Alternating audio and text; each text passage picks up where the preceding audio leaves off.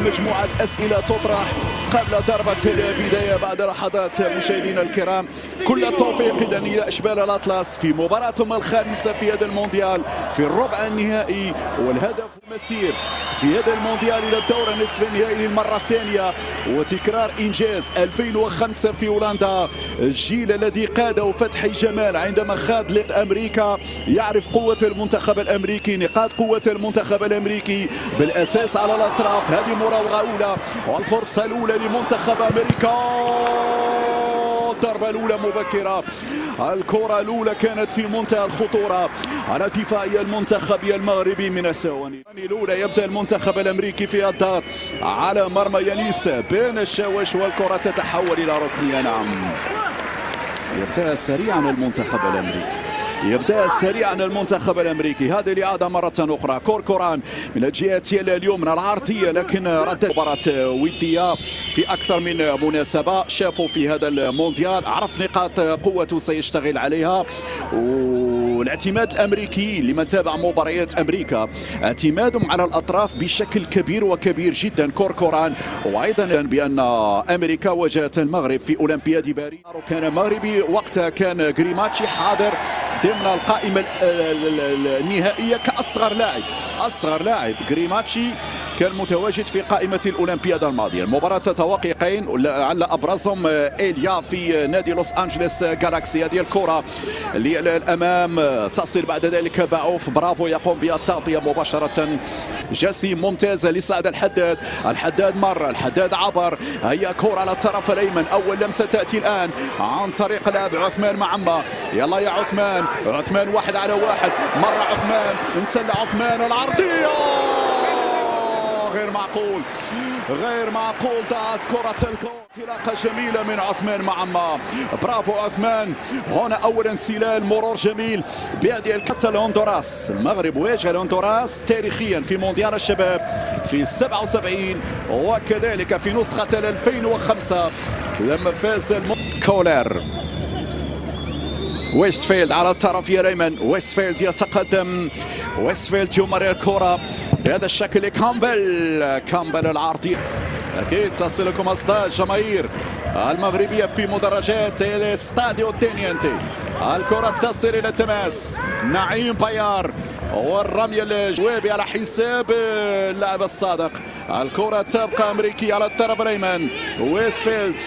ويستفيلد يلعب عليه كامبيل يبحث عن التسديد، والكرة لا زالت فيها خطورة، والحكم البيروفي يوقف اللاعب. هناك خطأ لفائدة المنتخب المغربي. هذا هو راينز لأول مرة في 2023 في مباراة ودية. يعني غريماتشي يلعب مع الأولمبيين وكان حاضر في بداياته مع المنتخب الأول. غريماتشي، هذه الكرة العرضية بالراس، نعيم بل هو علي معمر بالراس، والكرة إلى الكورنر. السعدية التنفيذ مرفوعة في القائم الأول، والكرة يعرفون بأن كامبل عنده إمكانيات كبيرة. هذا هو لاعب كامبل يمشي بالكرة البينية العرضية. يانيس برافو. هنا نعيم بايار يساند، انطلاقة من عثمان معمة.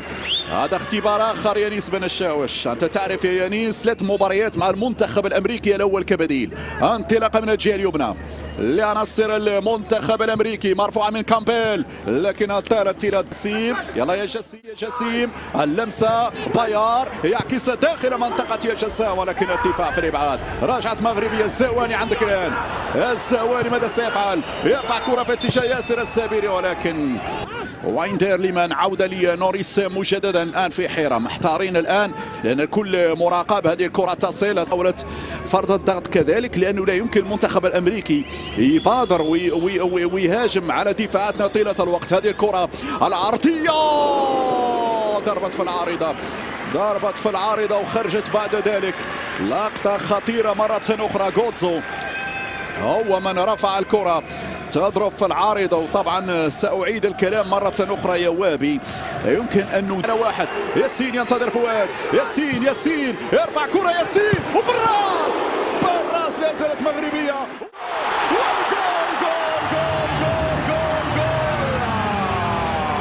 ياسين السابري، نعم، ياس الشباك الأمريكية مع فؤاد الزواني.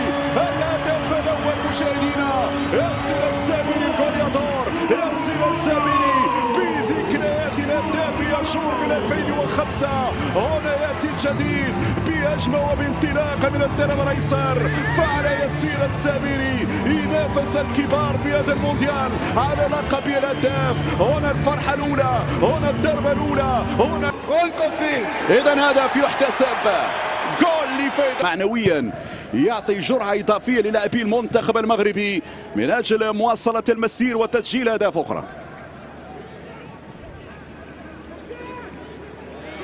إذا كرة على الطرف الأيمن، على استلام بهذه الكيفية، لكن طالب بيلبا في الوقت الحاضر لهذه البطولة من خلال مباراتين وديتين أمام السنغال. هذه كرة والنموذج سنرى قريبا إن شاء الله في كان المغرب 2025 وقريبا في المونديال 2030 الورش الكبير. إذا هناك خطأ، وخطأ يستحق الكرت الأصفر. خليفي يتحصل على ضربة حرة تكون ناجحة وبامتياز في هذه المباراة. راجعت هذه الكرة على الطرف الأيمن، تقريبا 5 دقائق على نهاية الشوط الأول، 1-0. وهذه الكرة رجعت أمريكية، يرجع الضغط الأمريكي الآن، والكرة على الطرف الأيمن، محاولة المرور فيها ركنية.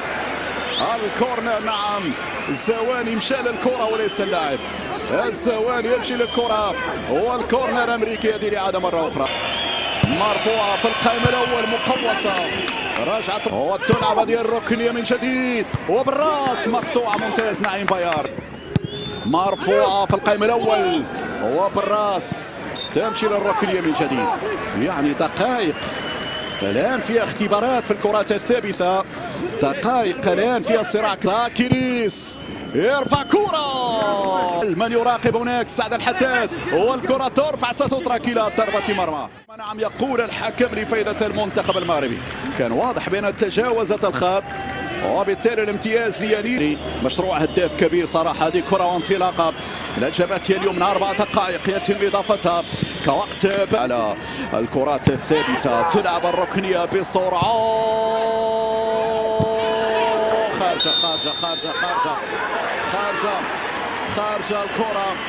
حكم يشير إلى ركنية من جديد وبطاقة صفراء، بطاقة صفراء لعلي معمر، بطاقة صفراء. ماذا حصل؟ ماذا حصل؟